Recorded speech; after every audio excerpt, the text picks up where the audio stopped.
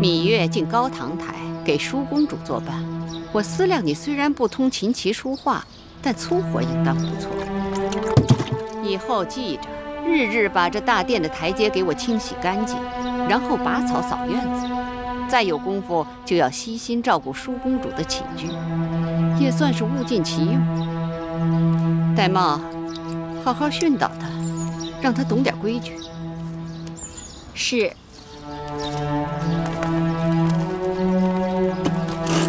月儿，这擦地的活姑姑帮你干。回姑记性这么坏呀？才几日就忘了那顿杖责了？姑姑，你带蓉儿回去吧，这点活我干得了。月公主，在奴婢这儿可别想偷奸耍滑，好好干活吧。回去吧。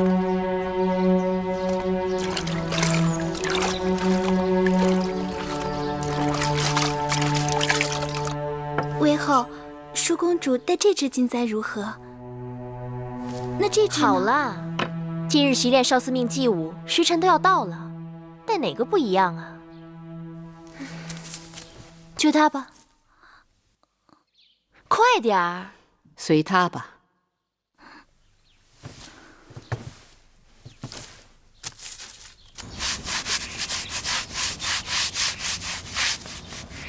月儿。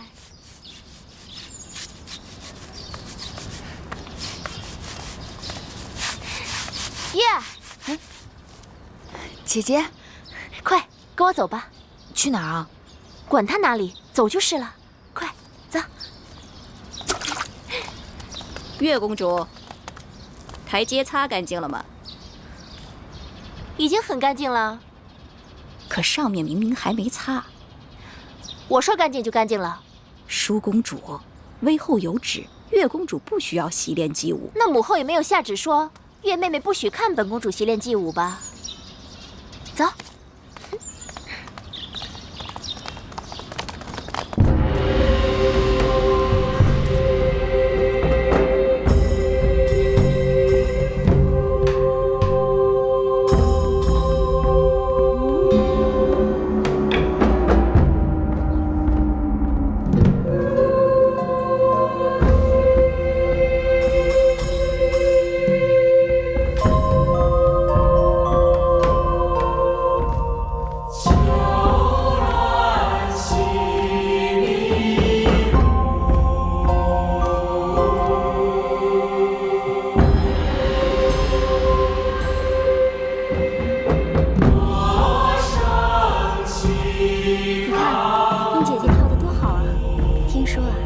姐姐已经苦练好些日子了。4个月后，大王宫中祭祀大典，要选得当之人献祭，他是志在必得呢。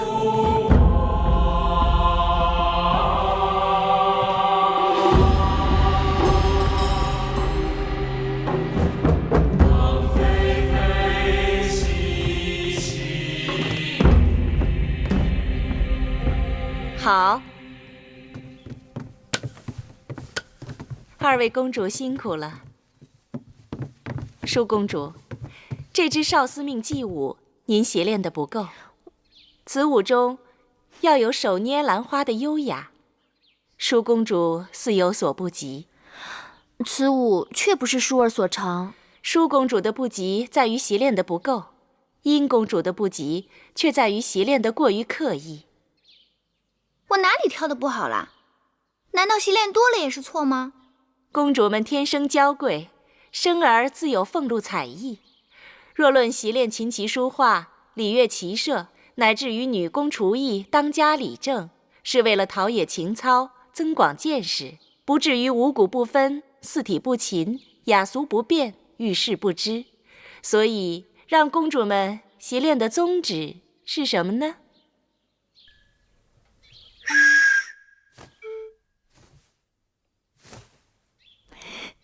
叶儿，他知道。他知道什么呀？诗书都没读过几句。你说。我想，既然让公主们练习琴棋书画，只是为了陶冶情操、增广见识，那宗旨便在于广，而不在于今了。月公主所言极是。若论厨艺，无不如庖丁；若论女工，无不如缝人；若论歌舞，更是怎么也经不过那些方士的歌舞伎们。但是学了这些，我们可以鉴赏，可以评点。殷公主，您过于醉心这些墨道，未免买椟还珠。正声魏乐，原也不是君子所好。哼，巧言令色，什么女士啊，根本就是个马屁精，只会奉承狄公主。舒公主做什么都是楷模，舒公主跳得不好，也自会得其精髓。我明明比她好过很多，却成了买椟还珠了。公主，仔细脚下。贱婢，为何把本公主引到坑里？婢子并没有。还敢多嘴！殷姐姐不必使气，没有跌伤便好。跌不跌伤是本公主自己的事儿。可笑的是，如今出身微贱之辈，也都来冒充公主，还到处称姐道妹。殷姐姐不是未老先衰，目力苦短吧？这长廊平坦本无坑洼，你怎么就能看出坑来了呢？所以看人低矮猥琐，也不足为怪了。月儿，姐姐，你们这儿好热闹啊，何事如此有趣？月儿听说殷姐姐近来贵体欠安，经常耳聋眼花，有病切勿耽搁，要找御医及早医治才是。月儿，杨凌台那边好热闹，陪我过去看看吧。看什么？你竟不知，今日判公大比，武比在郊外，文比就在杨凌台呀。有文比，还有武比，甚好。鱼我所欲也，熊掌亦我所欲也。算了吧，这会儿要去郊外，太阳都要偏西了，还看什么武比呀？陪我去杨凌台吧，走吧。走。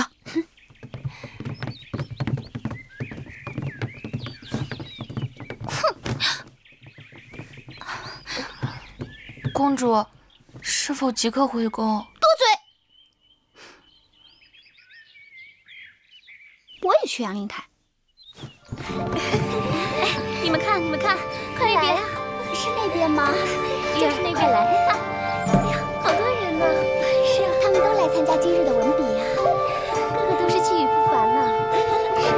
今日啊，真可谓是人才荟萃呢。哎，你们说是不是啊？真是啊。我看看，让一下我看看。那个美少年是谁啊？我知道，那个呀是唐乐。那个就是写章台赋的唐乐呀。是一表人才。听说他和宋玉、景差三人被称为继屈子之后年轻一代的三大才子呢。是吗？哪个？我看看。舒妹妹，你看，后面那个更是气质不凡。是穿黄衣服那个吗？不是，第4个，穿红衣服那个。哦，那个我知道，那个就是写《大昭之赋》的景差。原来《大昭之赋》是他写的，辞藻华丽，读来倒也唇齿余香，只是过于米粒了。其实《大昭之赋》不算什么，最厉害的是屈子新收的徒弟宋玉，据说能歌能赋，而且长相还格外俊美呢。哎，你看，景差后面那个就是宋玉，看见了吗？还真是好模样，但愿内外皆是一般的锦绣。我看这场上的公子们都是才高八斗，学富五车，可不是，我们大楚人杰地灵呢。就是啊。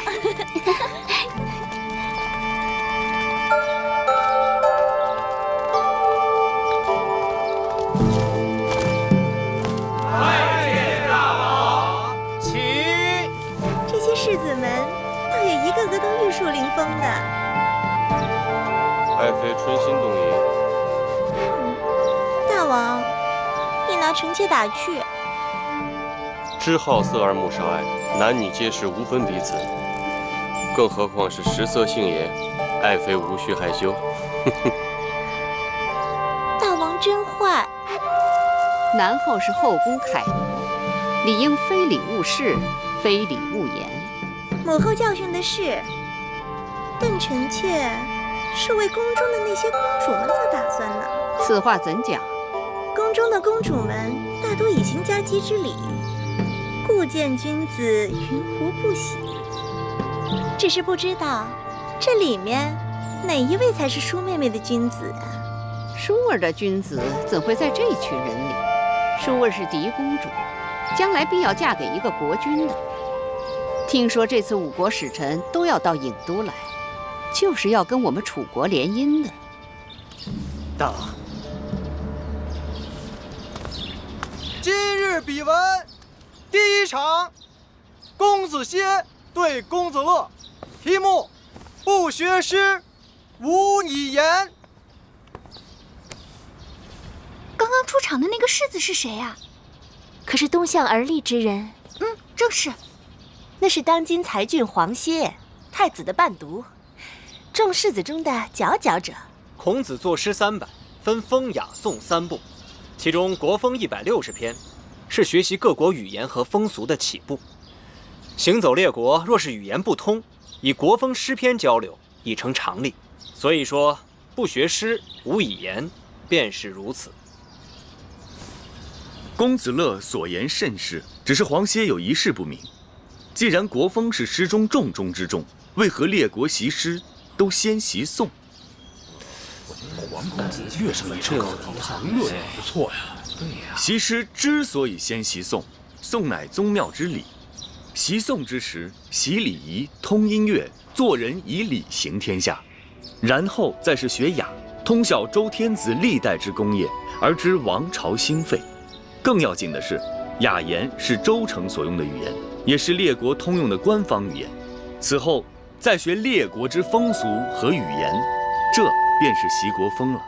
这样便可以点及面，一通百通。今日要论清新俊逸，品貌非凡，非他莫属。我觉得月儿适才还说殷姐姐耳聋眼花，此话可见有误啊。舒妹妹，好啦，我只听说黄歇文笔风流，潇洒倜傥，而且不光屈子推崇他，就连宫中的大臣们都很看重他的文采。屈子不在，这赛场上抢风头的尽是他的弟子。他在与不在有何区别？屈子游历5国，正在到处游说诸侯们搞合纵的。现在楚国里没有人比他的风头更劲了。依黄公子之言，这风雅颂的次第应该为颂在前，雅为后，风更次之。错，风以感发人之良心也。人心正而后有正论，风在前，雅在后。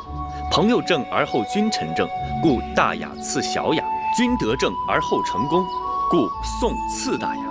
所以诗300篇中，雅颂皆起于风而次于风。哎呀，黄公子真是有学问啊！是有学问呀。果然，百闻不如一见。今日比文，高手如云。月儿，依你之见，今日花落谁家啊？我不知道。黄公子人中翘楚，因而看，今日赢者，非他莫属。你那么稀罕他，我怎么就没觉出他的好呢？黄公子言之有理，但在下仍有一事不明。这从古至今，学子们为诗言志还是诗言情而争论不休，不知黄公子有何高见？在心为志，发言为诗。情动于中而行于言，言不足故嗟叹之。情即为志，志即为情，情志不可分家。受教。太厉害了，真厉害！黄公子果然学识渊博。就是啊。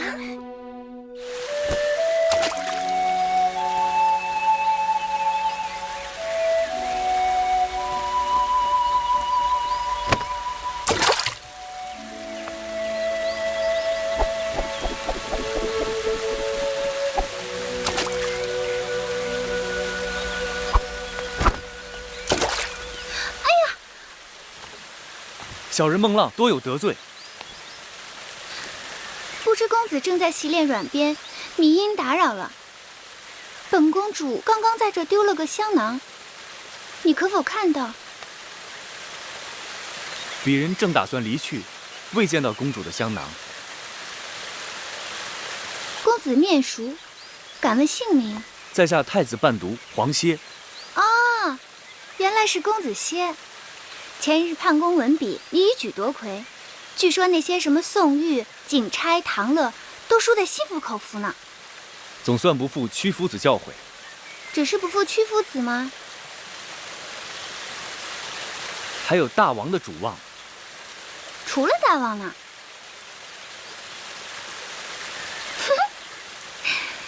你也算没有辜负本公主的厚望。赛前我曾与人打赌，说你必赢。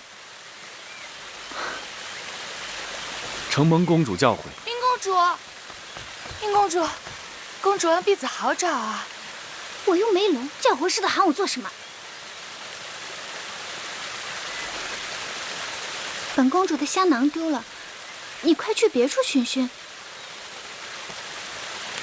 是这个吗？公主，您不是一直让婢子帮您拿着吗？黄歇先告辞了。哎，哼，真是个呆子！公主，您是在训斥灵儿吗？你也配！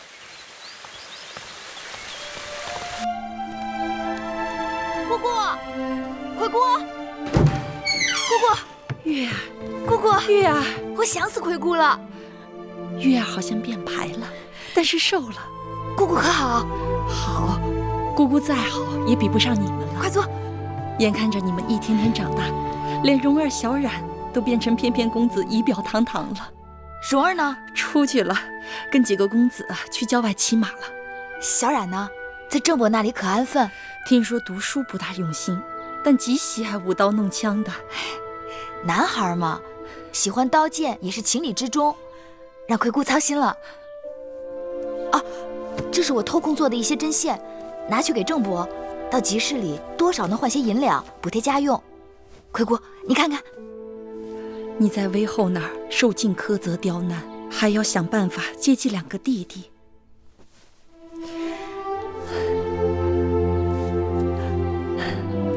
月儿这针线是越做越好了。姑姑，你的眼睛怎么了？不碍事的，已经有些日子了，看什么呀，眼前都是雾蒙蒙的，大概是快入夏了，暑热闹的，一立秋就好了。我看看。姑姑，这是翳，是眼疾，你的眼睛里长翳了。人老了，不中用了。姑姑，你这是积劳成疾，是给累的。宫里常年克扣陵园的钱粮用度，若不是姑姑，爷爷苦熬做针线出售，我和我的2个弟弟早就被冻死饿死了。不必如此惊慌，姑姑的眼睛自己心里有数，不熬到你和2个弟弟长大成人，是不会瞎的。姑姑，你放心，我一定要想办法治好你的眼睛。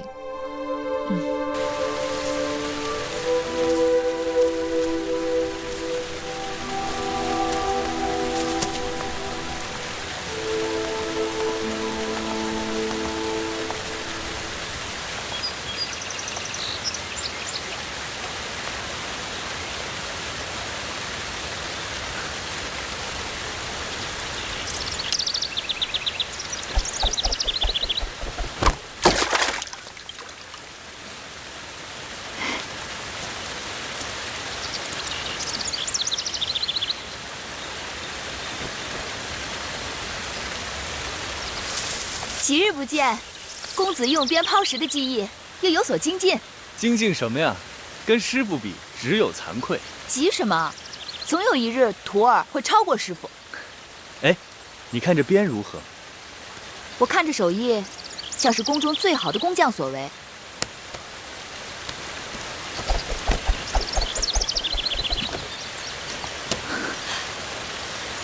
男儿所用的大鞭都较为粗壮，这条鞭子看起来似乎略略轻巧了些。轻巧了吗？那正好送给月儿用。月儿挥鞭如流星闪过，此鞭就叫流星鞭吧。男子持鞭也有大小长短之分，大的强悍，小的轻便。公子这支鞭做随身之物也很好啊。那这样吧，月儿替我先存放几日，如何？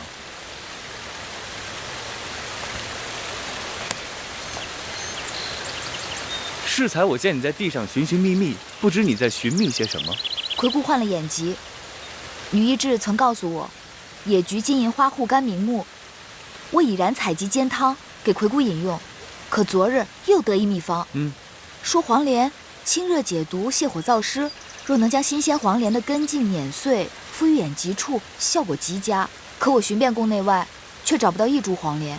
楚国虽产黄连，可是都长在高山峻岭之处。若要在这隐都寻到一株黄连，恐怕是难了。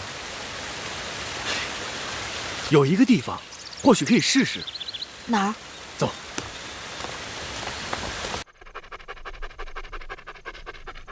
你老牵着他干什么呀？带宝官出去溜溜，别老戳在我眼前。是。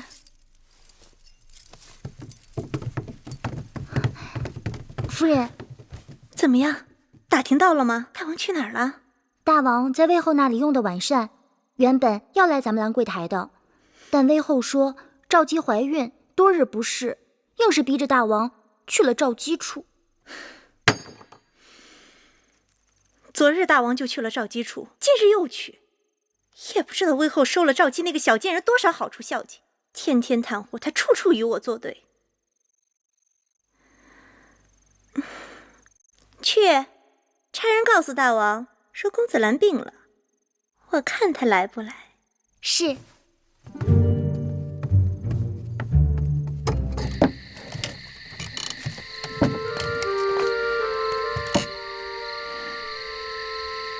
你真以为这有黄连？大王宠信正秀，前不久让人出去搜集了许多隐都很少见的花草，都移种在这里，据说不乏药材，咱们可以试试。去看看。走。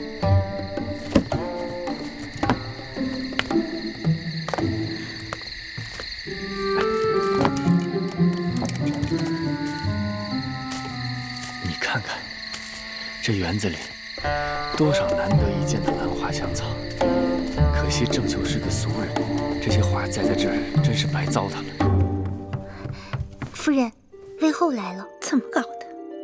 大王没来，他却来了。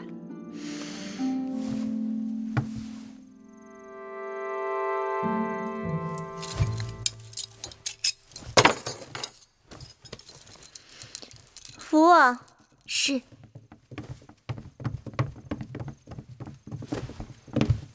拜见魏后。拜见魏后。我听说公子兰病了，难道南后也病了？南后连日照顾公子，衣不解带，目不交结，心力交瘁。身为后宫嫔妃，就算儿女有疾，也要衣着鲜洁整齐，不可任意放纵，不顾妇容。母后教训的是，前几日母后教训臣妾，让臣妾动不轻狂，笑不露齿，衣着简朴。臣妾就是按照母后的意思做的。我说的是这意思吗？大王到！拜见大王。母后。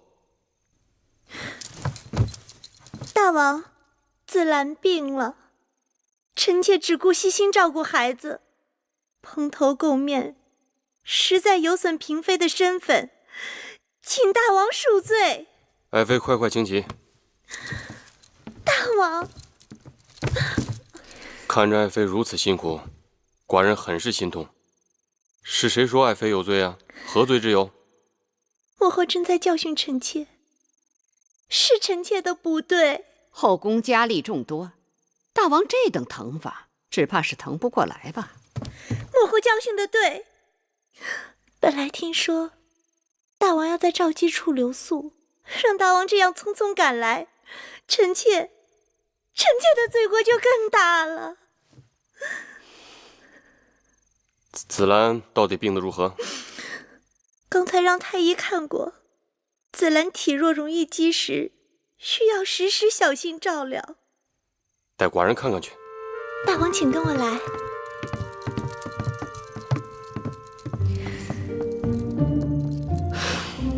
瞧，水会五味子，它浑身是宝，能祛风活脉，调气止痛，清肝明目。果子成熟后还香甜无比。既然如此之好，咱们就带回去给魁姑，这也算物尽其用。好啊，摘下来。我去那边看看。好。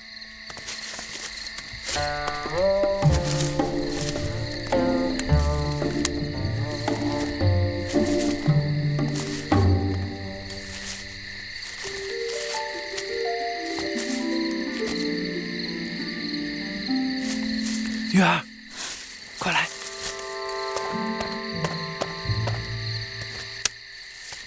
黄连，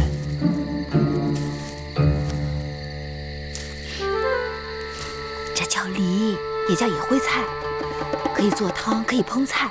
尽管它的叶子和黄连极为相像，但味道却是很鲜美的。玉儿知道的真多。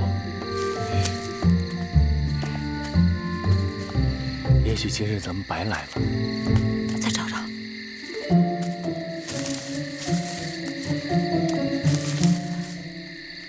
有了有了，黄连，这就是黄连。快把根挖出来。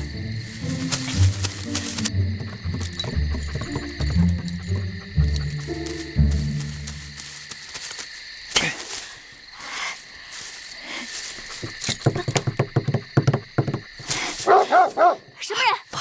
侍卫！侍卫！来人呐！快走，快跑！我有软鞭，打他一刀，不是难事儿。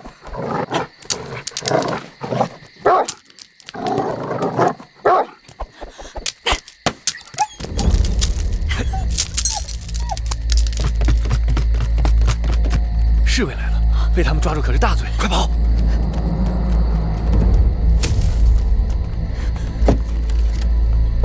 小心点，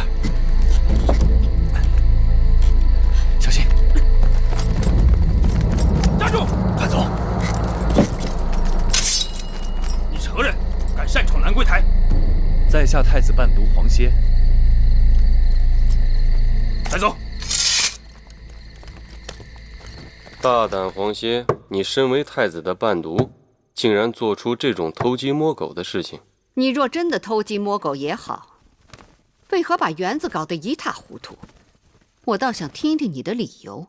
是黄歇做的，就是黄歇做的，没有理由。你也是知书达理之人，难不成跟我这园子有仇，跟我的宝官有仇？哎呀，黄歇啊，你要是这般死硬，就不要怪寡人对你不客气了。来人！大王，有人来投案自首，说大王抓错了人犯。什么？投案自首？带他进来。是。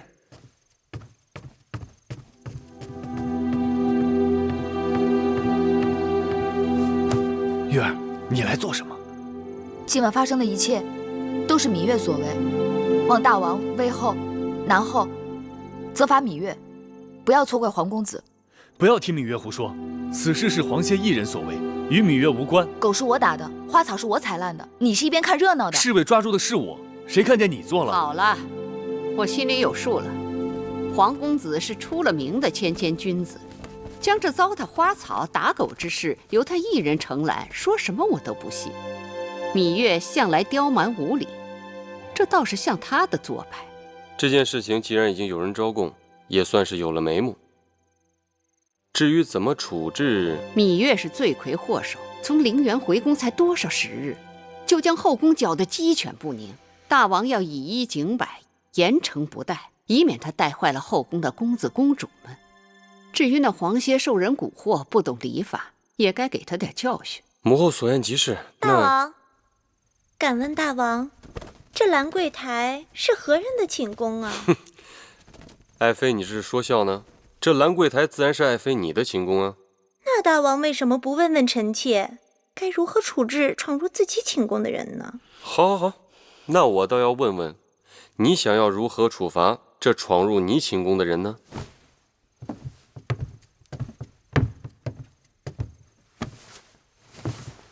月妹妹，你这淘气也淘得太过分了。我与你打赌，说你能不能神不知鬼不觉地闯入我的后花园摘我花草。我说不信，你不仅动真格的，还找来黄公子做帮手。然后你闯了这么大的祸，看我怎么罚你！芈月任性不懂事，任凭南后姐姐打骂。大王，你看看你这妹妹，娇嫩的跟朵花似的，我哪舍得打她骂她呀？你呀你！你俩怎么还不起来？真打算在我这跪一夜呀？此事不能就这么了结了，以后后宫还有没有规矩王法了？母后，这都是自家人，这规矩王法不都是大王一句话吗？大王，你得给臣妾做主，我要芈月和黄公子给我的宝官赔不是。好好好，那个芈月、黄歇，一会儿给宝官赔不是。大王，大王，这园子是爱妃的，宝官也是爱妃的，您说这事儿该如何了啊？这个园子是爱妃的园子，宝官也是爱妃的宝官，这件事情自然是爱妃说怎么了，那就怎么了了。谢大王。不成体统。外面天黑路滑，请母后慢走。哎呀，你这个蜜罐子！你们俩还杵在这儿干什么？还不赶紧下去？谢大王。谢大王。谢谢大王。那我倒要看看，你要怎么谢我呢？等我。你怎么又回来了？你怎么没出去啊？站住！你俩与我说实话，这黑灯瞎火的到我的园子里究竟干什么来了？芈月有一至亲病了，需要一味草药，正巧这草药长在了南后的园子里。哼，又是草药！你芈月真当自己是扁鹊在世呢？南后宽宏大量，我才不宽宏大量呢！我只是做了自己想做的事情。幸亏我的宝官生得不重，否则你们……谢南后。谢南后。你俩给我记住了，今日之后，你们可是欠着我的，自求多福吧。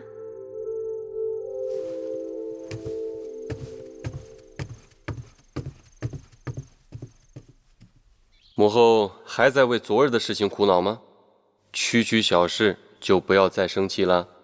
今日我叫你来，是听说五国使臣不久要到郢都，商议与楚国联姻之事。几个公主都到了出嫁的年纪，尤其是舒儿，她是你的亲妹妹，我们更应该为她早做些筹划。母后放心，舒儿的婚事，寡人从不敢掉以轻心。舒儿是我大楚的嫡公主，在寡人看来，想觅得佳婿并不难。在这几国当中，韩国的韩侯已婚，齐国齐王年老而齐太子尚幼，都不合适。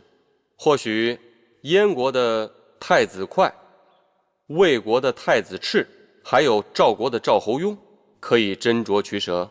燕国太远且暗弱，魏国在走下坡路，而且求婚的是太子，都不如直接嫁给诸侯王最为有利。说起来，赵侯雍是最好的备选。他15岁继位，如今20多岁，且赵国都城邯郸又是出了名的繁华绮丽。寡人也听闻，这个赵侯雍胸怀大志，才智惊人，在列国当中倾慕他的公主不在少数。当然，他们要想与舒儿比，那就是烛火之光与日月争辉了。再者说，列国之中，我楚国最强。试问有哪一国的国君太子不想娶我楚国的嫡公主为王后呢？还有几个刚行过家姬之礼的公主，我也有所打算。愿闻其详。公主芈音乖巧伶俐，平日在宫中对我也是恭敬顺从，或许可以嫁给魏太子赤、燕太子哙。母后所言在理。那其他几个公主呢？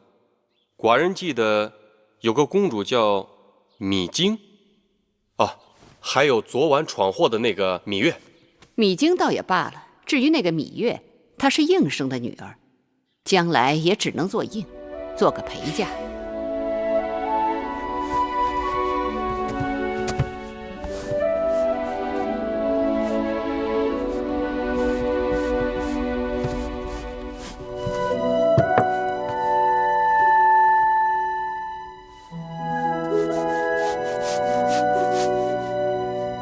琴儿，去外面把月儿给我叫进来。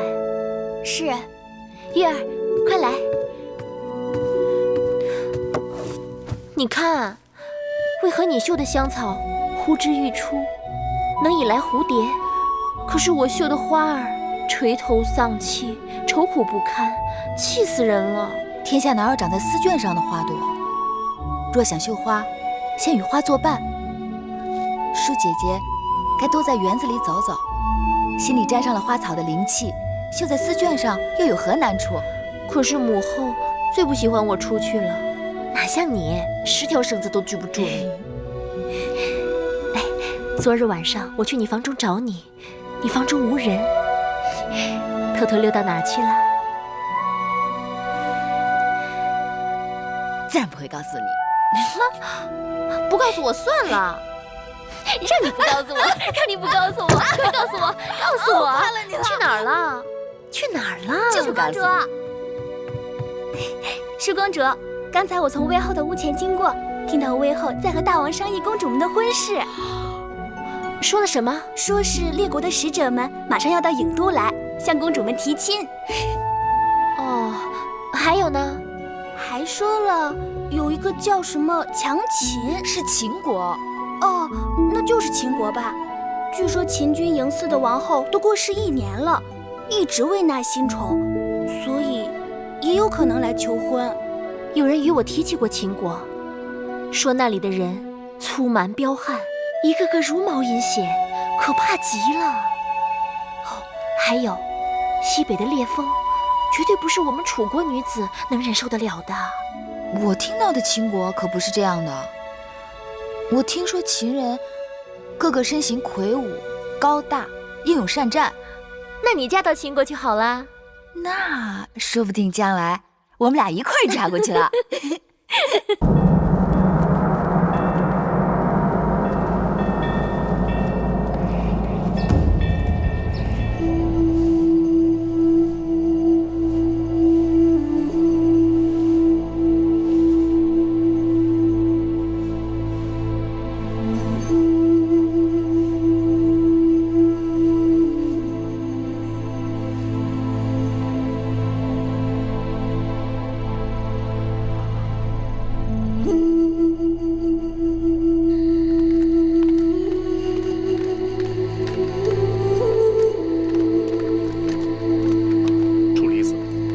大姐，大王还没有出来。从早朝后就进了交房殿，到这时候没有再传唤任何人。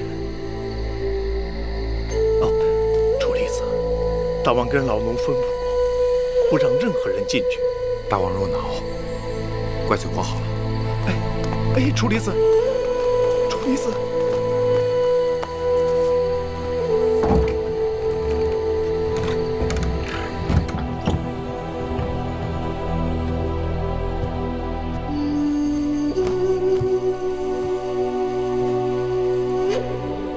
王兄，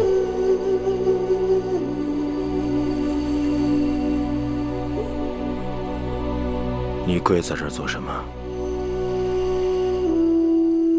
臣弟知道王兄遇灵后伉俪情深，听说王兄从午前就进入这交房殿，整整1日，粒米未食，滴水未进，臣弟难免有些担心。今日是他的忌日。过去1年里，因大秦千里之地尽系于寡人一身，所以从不敢废弛政务，有懈怠之心。唯有今日是个例外。寡寡人和他说说话，让他知道寡人的心事。不知王兄都跟他说了些什么？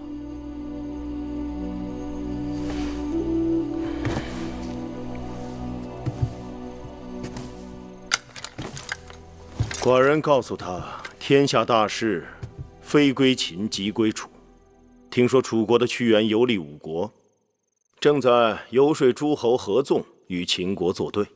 我们不可任凭他们鼓噪而无所事事。再者，国不可常年无后，后宫不可永远无主。寡人的后宫已经空虚1年了，所以楚离子，臣弟在。你可愿随寡人去楚国走一遭？去楚国？不错，去看看楚国的山川人物，给那些搞合纵的家伙添点麻烦，顺便娶个楚国公主回来。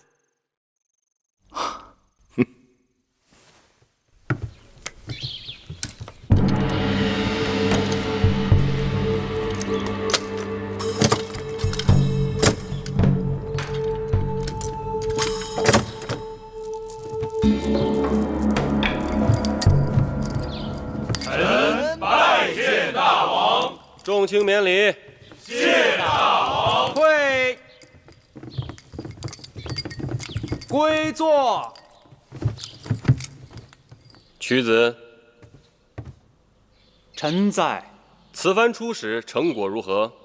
禀大王，臣此番出使已与列国达成协议，齐、燕、赵、魏、韩5国已经答应4个月后与我大楚在郢都举行会盟，并且各国都有意与我楚国联姻，一致推举由我楚国作为合纵长，共同联兵对付秦国。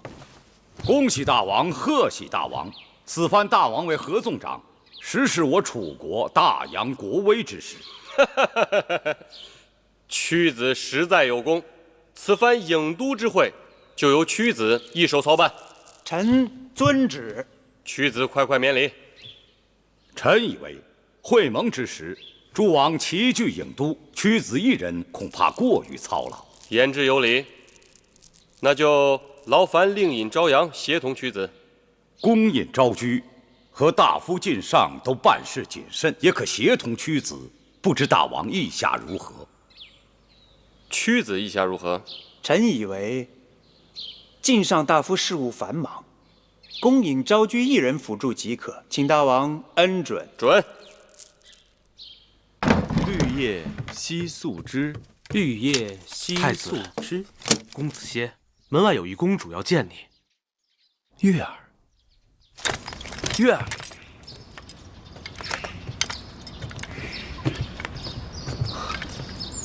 是殷公主。皇公子好久不见，别来无恙。感激殷公主挂牵，不知殷公主找子歇有何贵干？上次在后花园看到公子把玩软鞭，技艺娴熟，那软鞭更是模样稀罕，猜公子定是用鞭的行家里手。俗话说，好刀配好鞘，好马配好鞍。我这里有块上好的玉髓，如嵌在鞭柄上，正配得上公子的鞭子。你看看这块玉髓，是否合公子的意？这块玉髓是我母亲当年出嫁时的陪嫁。楚国尽管富庶，宫中宝物无数，但像这样好成色的玉髓却是不多见的。多谢殷公主厚爱，只是此物过于贵重，子歇绝不敢领受。更何况是你母亲所赐，理应珍惜，怎可随意送人？这也是本公主的一片心意。无功不受禄。太子还有事传唤，子歇先告辞了，多有得罪。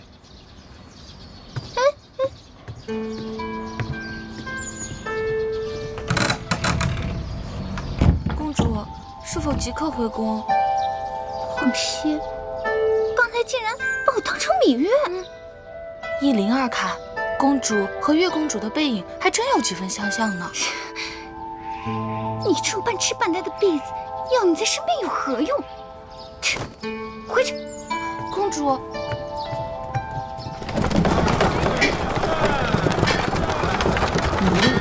跑出来跟我去看小雨，若让魏后知道了，说不定要怎么责罚。好不容易才弄到出宫符，等到下次又不知道是何年何月了。不过就是给永香令白做2套衣服，什么何年何月？魁姑的眼疾，用药这些天可有好转了？大好了，好像突然看阳光都亮了许多，穿针引线，别提多顺手了。那就好。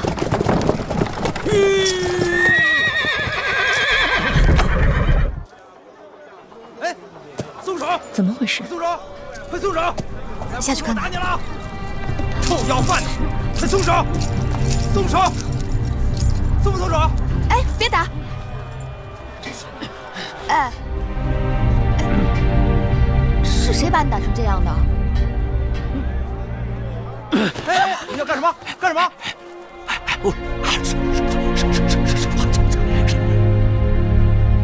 你舌头若不在，岂能说话？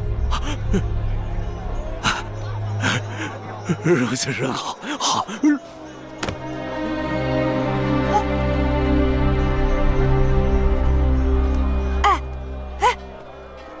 魁姑，他是死了吗？死倒不至于，不过看这个人的样子，真怕是伤得不轻。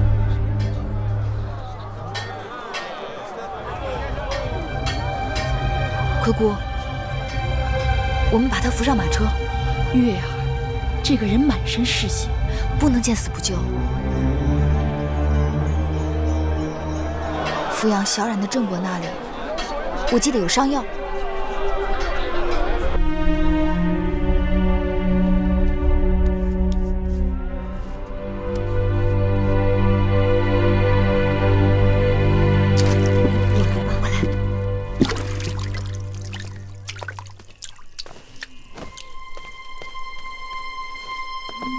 郑伯，我又带了些绣品来。对，这是上次卖绣品得到的钱，你先拿着。用不了这么多，我拿走一些，去补贴云梦台的用度，剩下的留给你。你抚养小冉已经很不容易了，还要帮我卖绣品，这就见外了。你的针线是绝好的，每次拿到集市上，这个也抢，那个也要，不一会儿就卖光了。那这些东西仍要劳烦郑伯啊，只是有一事要牢记，千万不可说是宫中流出来的。那是当然。月公主大小也是个公主啊，宫中清苦，竟遗之于私，多亏了你这用心思补贴。不必多说了，这几个孩子命苦，待我又孝顺贴心，我恨自己只有一双手，贴补不了那么多。姑姑，这个人醒了。月儿，哎，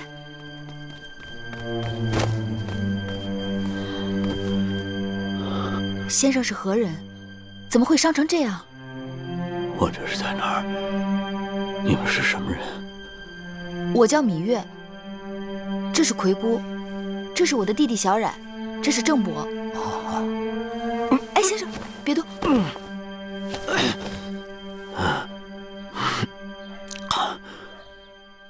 恕在下不能失礼了。不用客气。先生，我们怎么称呼你啊？在下张毅。张毅，两位令尹朝阳门下的门客。朝阳丢了和氏璧，因我医伤寒酸，应赖我偷盗，百般拷打。谁料到张毅本是个绝世之才，我一块破石头差点丢了性命。和氏璧，就是那个自生泥光，冬如暖炉，夏如冰，能护身辟邪的至宝。你们觉得它是个宝物，在我眼里一文不值。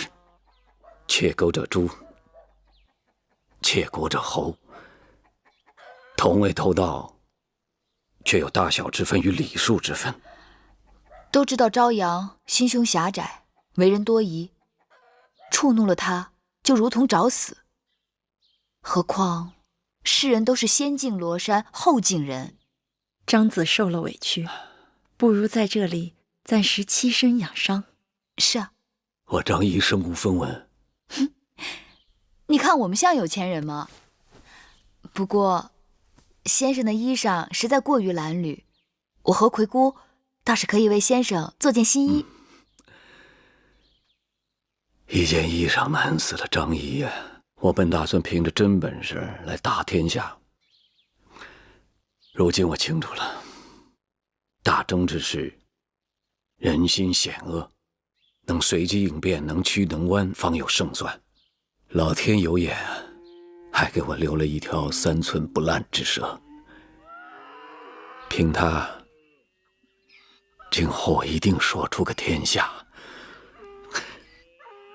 说出个天下。姑姑，这个人大约是被打傻了，坏了脑子，所以他才比别人更可怜。月儿，时辰不早了，咱们也该回宫了。好。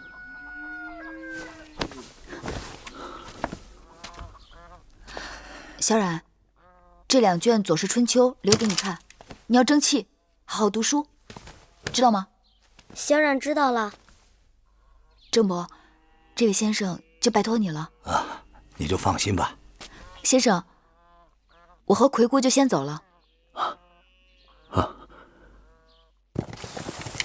楚国的道路似乎比我们秦国要宽阔些。楚人好乘车，我秦人好骑马。马车行驶的道路自是比驰马之路要宽阔。也是，我们一路行来，看到楚国的马车和我们秦国的马车确实如此甚为不便。如果将来能够统一车轨，从我大秦修一条驰道，横贯魏国，直通楚国，岂不快哉？王兄此言大有深意，这是要一统天下呀。只是眼下，首先要对各国各个击破。他们楚国可以许给别人好处，我们也可以，不就是比谁给的甜头更大吗？可是寡人却是个只爱吃甜头，又不想给好处的人。那王兄如果娶了楚国的嫡公主，岂不是一举两得？只是臣弟担心，万一那嫡公主长相丑不堪，放她在后宫，从此与寡人两不相干。好了，楚离子，你我也许久未动了，此刻放放马力，看你我所乘之马哪个更健俊。王兄若有此幸，臣弟哪敢不从命啊！去！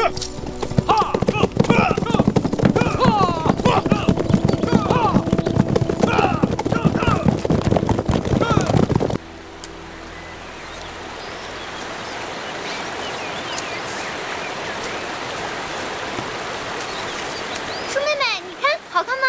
嗯。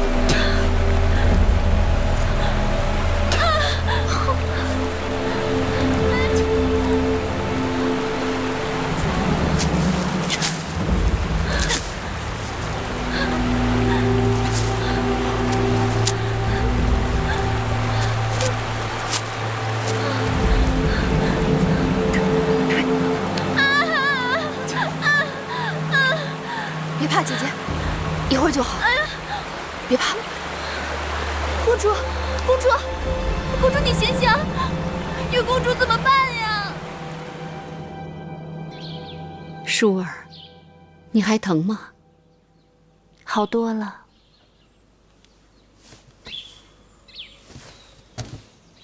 禀报微后，舒公主虽说受了伤，但并无大碍。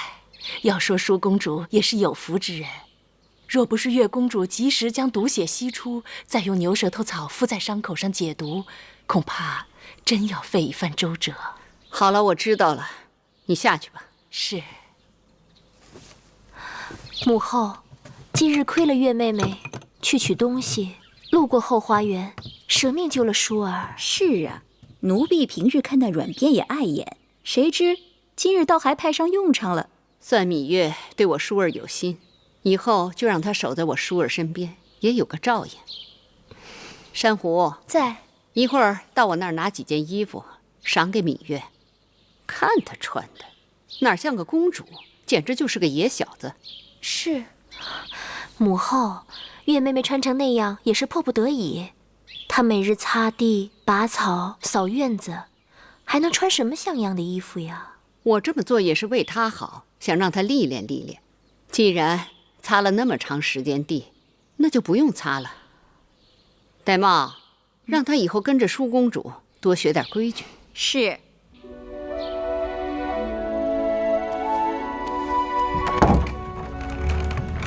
月儿，姐姐，来。3月后是宫中的祭祀大典，那件用作少司命祭舞的礼服就快做好了。我纠缠母后多日，她才允诺我可以去宫外的织坊看看那件礼服的模样。你与我一同前去，等过几日礼服做好了再看，岂不更好？谁真想看那礼服的模样了？自从被蛇咬了，日日关在屋子里养伤，闷都快闷死了，就想出去透透气。那说起来，织坊仍是无趣。若要透气，还不如去织坊边上的东市，那里稀罕东西可多了。话是这么说，但母后能让我出宫已实属不易，而且她特别叮嘱，说近日郢都不大太平。出什么事了？一些越人故意滋事，越人最记仇了。父王伐越时杀了他们的越王吴江，其移民四散各地。这2年，他们又出现在郢都，屡屡滋扰生事，很令人头疼。你我哪有那么好的运气，一出门就碰上越人？何况月儿的鞭子也不是吃素的。那就算没有越人作怪，母后派了那么多人跟随，想去东市，恐怕很难。这有何难？只要姐姐让绿萝去准备2身寻常女子的衣裳就行了。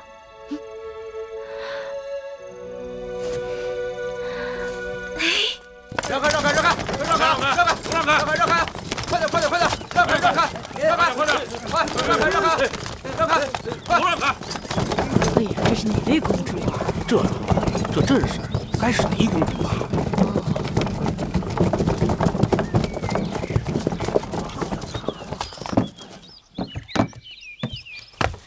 姐姐，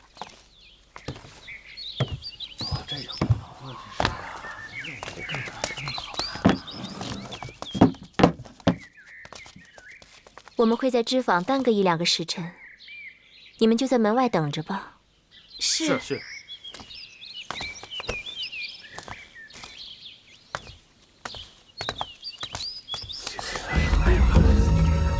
啊，2个还都是美人呢。姐姐，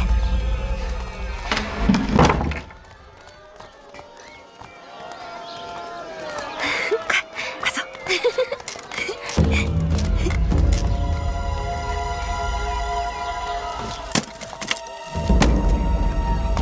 难怪人人都说楚国富庶，这里的确比秦国繁华。车水马龙，人流如织。这里人太多了，摩肩接踵。臣弟还是更喜欢咱们秦国的集市，遵规守纪，慢着点儿，井然有序，哪像这里混乱不堪。说的也是。哎，都来看一看了啊！不过呀，做生意还是人多了好。哎，说起生意一事，臣弟已为王兄打听到楚国狄公主的确切消息。说来听听。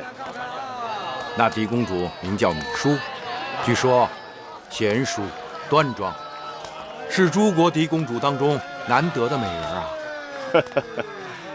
看来寡人运气不错。不过这秦楚联姻，还需要相宜之人搭线才能成功。王兄说的是，数年前我与上官大夫靳尚曾在魏国相遇，也算是旧日好友。此人野心勃勃，又诛求无厌，不妨先用他做庄买卖。大白兔，这是看兔子吧？兔子啊，看着是秃子套，是吧？啊！咱把钱再给我。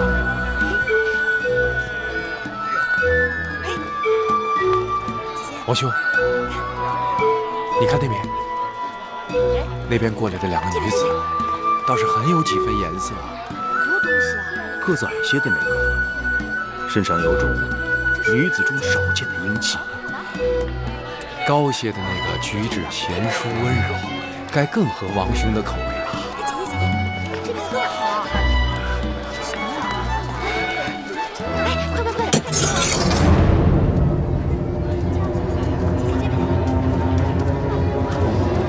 书简，给我看看。姐姐，你看，这书简上抄录的，我觉得。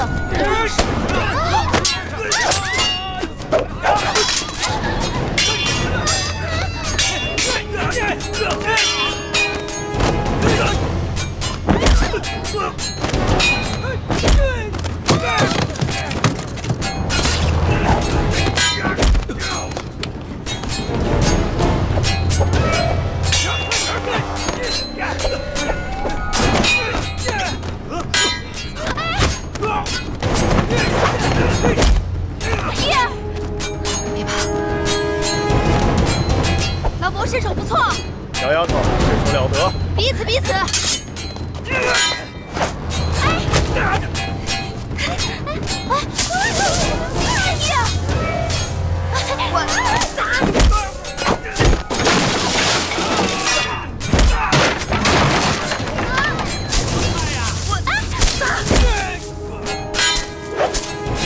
扔这个！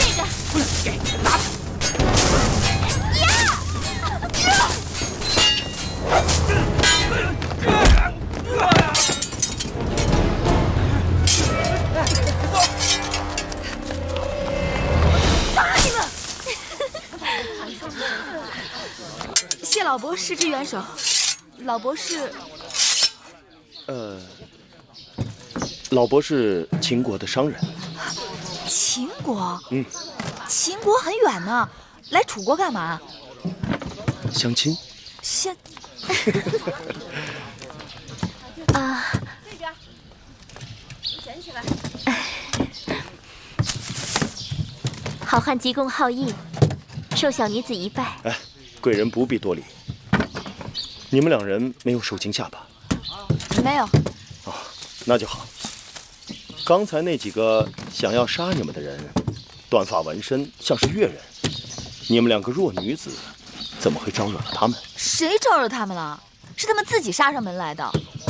越人虽然好斗，但从来不随意伤害别人。是我们的先王杀了他们的大王。那也没有道理啊，除非你们是楚国的王子。你受伤了，兄长。没事，区小伤，不算什么。都流血了。我等遭遇无妄之灾，连累先生受伤了，姝儿于心不忍。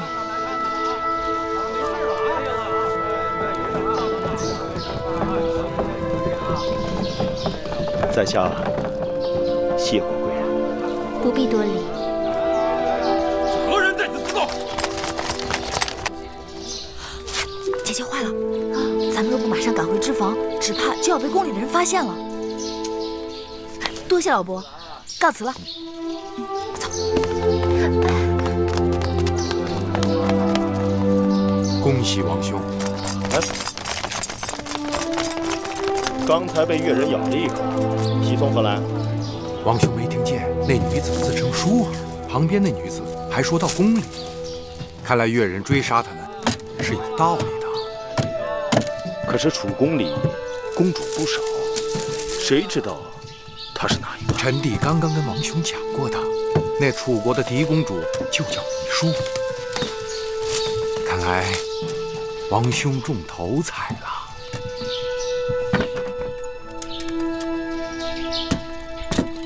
今日还好有惊无险，我还是第一次拿菜叶子砸人呢。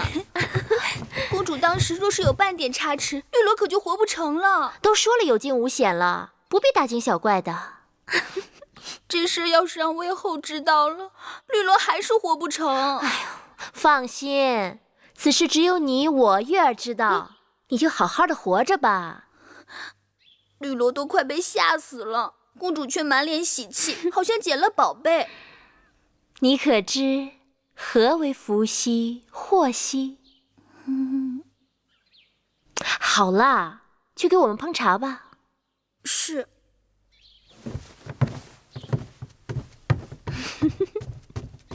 哎，姐姐，那老伯的剑法真不错，若不是他挡得快，那越人的刀就落在姐姐头上了。原来秦人之中也有如此慷慨仗义之人，不仅孔武有力，而且风流潇洒。难道姐姐真的喜欢上秦人啦？我只是在说秦人与我们楚人的区别啊。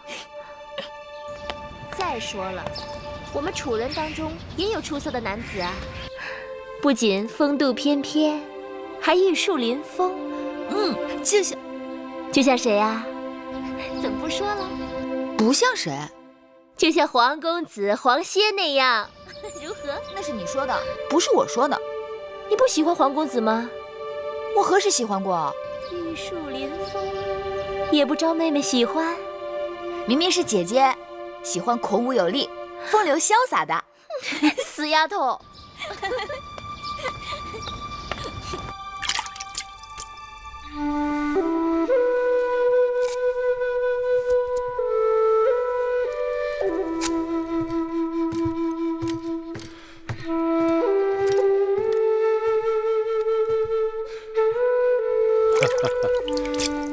臣弟之前经常劝大王要打理须发，王兄都懒得理会。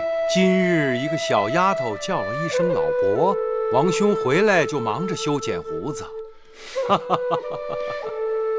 你说，寡人真的有那么老吗？王兄一把络腮胡子，威风神武。只是这楚人华而不实，连男人都讲究修饰。大王的须发，在我秦人看来是相貌堂堂，只怕会吓到那些楚国的小丫头们。依寡人看，楚国的男子都缺乏血性，他们不以健壮为美，却以削瘦为美；不以弓马为荣，却以师父为荣；不以军功为尊，却以亲族为尊。将来秦楚开战，楚国必输无疑。禀报大王，何事？刚刚得到探子来报，眼下诸国均派使臣以联姻的名义前往楚国，他们企图在郢都会盟，共同对付我们大秦。哼，真的吗？你们都下去吧。是。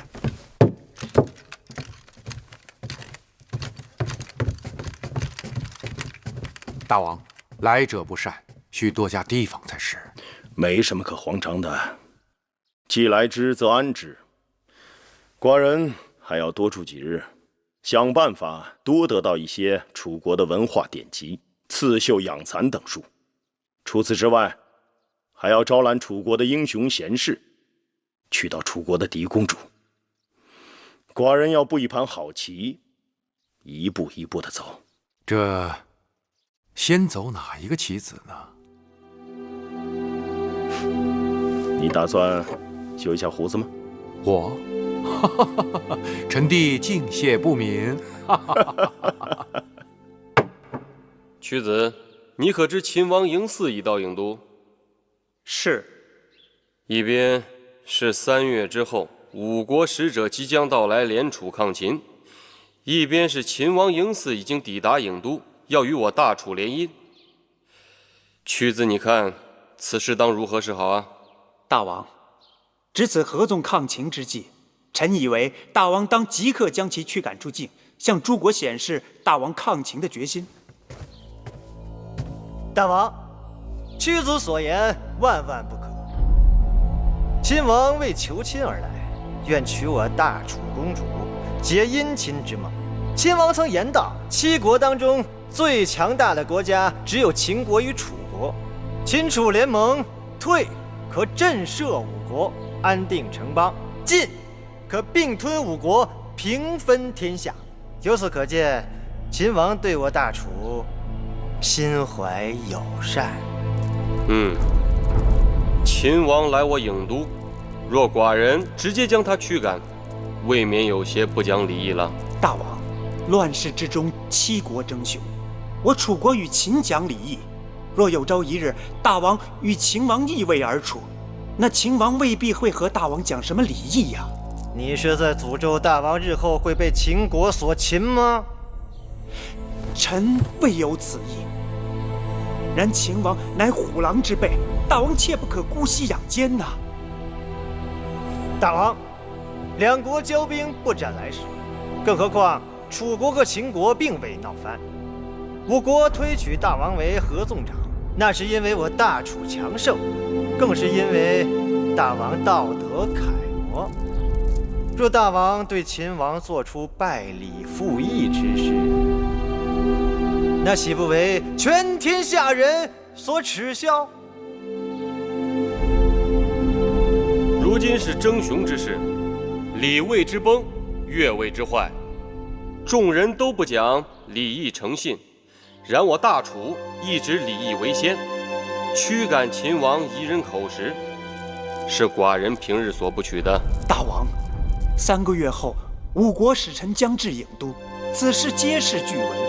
秦王就在郢都，自然不会不知晓楚国欲与5国立合纵之盟，而这一联盟将大大不利于秦国。秦王此来，必是期与大王连横，破坏6国合纵啊！大王，在合纵盟约定成之前，多一事不如少一事。大王若会见秦王，无论结局如何，都会引起5国使臣的猜测。也许，这也正是秦王想要达到的目的。大王，秦王也是一国之君，乘意而至，大王若不见他，于情于理都说不过去吧？大王若觉为难，臣有一字可应对秦王。何字？托。托？大王既不说要见秦王，亦不说不见秦王，只言身体不适，事务繁忙。若稍有闲暇，必与秦王杯酒言欢。那要拖到几时？拖一时算一时。若能拖到楚国与5国结盟拟定，秦王听闻必将遁走。倘若再厚着脸皮求见大王，其生死荣辱，均已操于大王之手。众卿看呢？这个主意好。大王，臣以为还是不见得好，省得麻烦。大王，臣也认为眼下也只能这样了。善，那寡人就依屈子所言，拖他一拖。大王，楚王推脱身体不适，避而不见。什么身体不适？明明是托辞。那就用不着跟他多费口舌，定是有人给他定下了计谋。世间之物，多不可强取，但可迂回。寡人想，那朝堂之上并非铜墙铁壁，你不妨与你的老友靳尚再多走动些。臣弟已赠予他财物，那靳尚过贪是典型的小人之才，给他好处向来是有一报才还一报。这种人正合寡人之意。靳尚向来自负，善于钻营和游说，气量狭小，睚眦必报，有着与其才华不相称的勃勃野心。寡人不怕他贪，就怕他不贪。